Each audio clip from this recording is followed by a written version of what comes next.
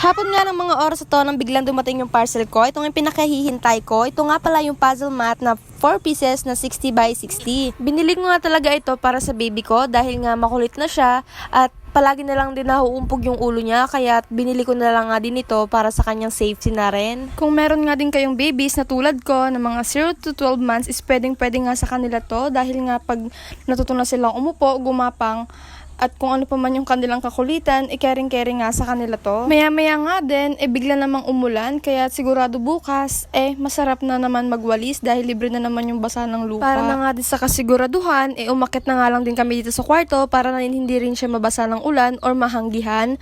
At para na rin, siguradong hindi siya lalagnatin. Takot na nga akong magkasakit itong anak ko dahil pangalawang buhay niya na nga ito sa tutuusin. Kaya ayoko nang mangyari ulit kung ano man yung nangyari nung nakaraan. Hinahayaan ko nga muna siya magpagapang-gapang dito sa kanyang puzzle mat. At nung kinaumagahan naman, kinuha nga siya ng para na nga din laruin. At lagi naman tuwing umaga, ganito naman talaga yung kanyang ginagawa. Minsan nga pagising ko, wala na nga sa tabi yung anak ko. Naku naman, dilagang mahal nga nila yung putsing ko na yan. Charot.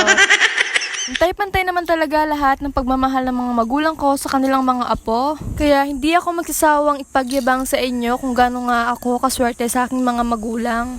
Habang buhay ko ngayon ipagpapasalamat at paano hanggang dito na lang. Paalam, salamat sa inyong panonood. Paalam, salamat sa panonood.